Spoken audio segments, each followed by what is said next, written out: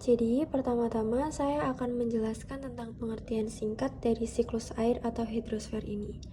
Jadi, siklus air adalah proses terjadinya di mana air yang berasal dari atmosfer bumi akan kembali lagi ke atmosfer, dan proses tersebut akan kembali berulang-ulang, atau serangkaian tahapan yang dilalui air dari atmosfer bumi dan kembali ke atmosfer. Nah, siklus air ini dibagi menjadi 3 siklus. Yang pertama ada siklus pendek, kedua siklus sedang, dan yang ketiga siklus panjang. Pada kesempatan kali ini, saya akan menjelaskan tentang ilustrasi proses terjadinya siklus sedang. Sebelum memasuki ilustrasi siklus air sedang, kita perlu mengetahui proses-proses siklus air terlebih dahulu.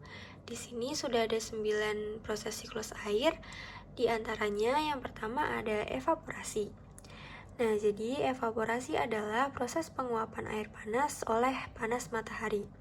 Penguapan tersebut mengubah wujud air menjadi gas. Yang kedua ada kondensasi, yaitu proses perubahan wujud uap air menjadi awan, kemudian menjadi tetesan air yang cair karena pendinginan.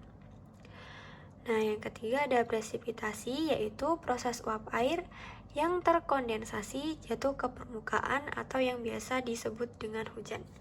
Ini bisa mencakup hujan air, hujan es, maupun hujan salju. Yang selanjutnya itu ada sublimasi, yaitu proses evaporasi yang terjadi pada salju dan es. Seperti yang kita tahu, sublimasi adalah proses perubahan padat menjadi cair, lalu menjadi gas tanpa mencair terlebih dahulu. Yang kelima ada evapotranspirasi, yaitu gabungan dari evaporasi dan transpirasi, di mana evapotranspirasi ini dapat menggambarkan nilai kebutuhan lingkungan, vegetasi, atau daerah pertanian. Evapotranspirasi ditentukan oleh faktor intensitas penyinaran matahari, kecepatan angin, luas daun, temperatur, dan tekanan udara. Yang keenam itu ada transpirasi atau proses penguapan air dari tumbuh-tumbuhan melalui stomata atau mulut daun. Yang ketujuh ada adveksi, yaitu proses gerakan air secara horizontal, bisa dalam bentuk padat, cair, maupun uap melalui atmosfer karena perbedaan tekanan udara. Nah, yang ke-8 ini ada infiltrasi. Infiltrasi ini adalah proses pembesaran air ke dalam tanah secara vertikal dan horizontal melalui pori-pori tanah dan perembesan. Nah, yang ke-8 ini ada infiltrasi, yaitu proses perembesan air ke dalam tanah secara vertikal dan horizontal melalui pori-pori tanah dan batuan.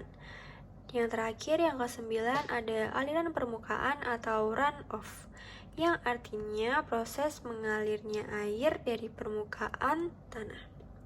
Ketika air mengalir, ada kemungkinan air merembes ke dalam tanah, menguap ke udara, mengalir ke danau atau laut, atau diambil untuk keperluan manusia. Sekarang saya akan menjelaskan proses terjadinya siklus air sedang secara sederhana. Jadi, siklus ini tuh berawal dari air laut yang menguap akibat panas matahari. Hal ini disebut dengan evaporasi. Selain itu,